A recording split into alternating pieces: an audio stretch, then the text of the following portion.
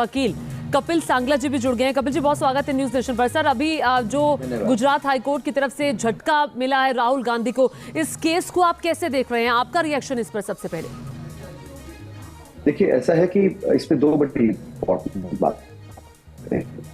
एक, जब कोई भी क्रिमिनल ऑफेंस होता है तो आपको दो तीन डिफेंस होते हैं। या तो मैंने करा नहीं, या मैंने करा नहीं तो मेरी इंटेंशन बुरी नहीं थी, या आपकी होती है कि मैंने नहीं करा, किसी और ने करा, मेरा नाम झूठ मूठ डाला गया। ये बेसिक डिफेंसेस होती हैं। चौथी, ऑफ कोर्स, जो कंटेम्प्ट के केसेस होते हैं या ऐसे दूसरे केसेस होते हैं जिसमें बोला जाता है मैंने गलती कर दी, मुझे माफ कर दीजिएगा, मुझे कम से कम सजा सुना दीजिएगा।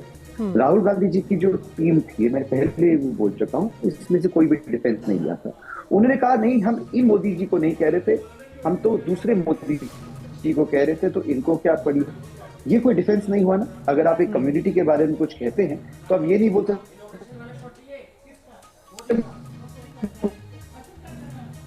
तो कपिल जी, की ऑडियो हमें ढंग से नहीं आ रही है। को बोल रहे थे, बाकी कम्युनिटी बोला मुझसे गलती हो गई ना, उन्होंने ये बोला कि मैंने बोला ही।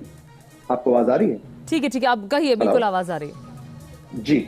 तो मैं यही बता रहा हूं कि उनका इसमें से कोई भी डिफेंस नहीं था। उन्होंने कहा था कि हम तो कम्युनिटी को नहीं कह रहे थे, हम तो एक पर्टिकुलर व्यक्ति को कह रहे थे, ये इंसिडेंटल है कि वो उस कम्युनिटी को बिलोंग करते हैं, तो ये कोई डिफेंस नहीं हुआ। तो मैंने पहले भी कहा था, ये जब इस ऑर्डर से पहले जब ये ट्रायल कोर्ट में भी था तो भी मैंने कहा था कि ये डिफेंस मुझे बहुत शेकी लग रहा है। और यही चीज हाईकोर्ट के पास भी आई है कि हाईकोर्ट ने भी कहा ना आप रिपेंट कर रहे हैं, ना आप गलती कर रहे हैं, ना आप कोई कॉन्क्रीट डिफेंस लेकर आ रहे हैं, तो आपको इस वजह से कोई भी मोहलत नहीं मिल सकती, कोई भी रिलीफ नहीं मिल सकता। That is one. The second very importantly is कि जब आप हायर कोर्ट जाते हैं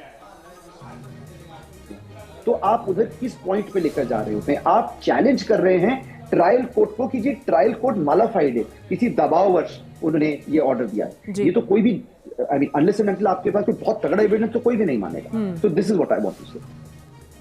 तो सर, अब ऑप्शंस आगे क्या बच जाते हैं? आपने कहा कि डिफेंस स्ट्रांग नहीं था, और आपने पहले भी कहा कि मैं पहले भी कहता आया हूं कि ये कहना कि मेरे इस कम्युनिटी को, मेरा निशाना कम्युनिटी पे नहीं था, इस मोदी पे नहीं था, उस मोदी पे था, तो इसमें अलग अलग चीज़ है। तो डिफेंस तो आगे भी यही रहेगा ना कि अगर अपर अदालत में ये मामला जाता है, और ऑफकोर्स राहुल गांधी आगे अपील करेंगे। आप एकदम सही कह रहे हैं, appeal is the only option unless and until he wants to apologise.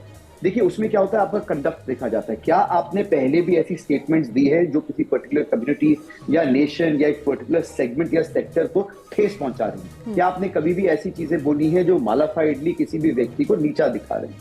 तो अगर आपने ये कर रखा है तो आपका ये प्रायर इंसिडेंट हो गया।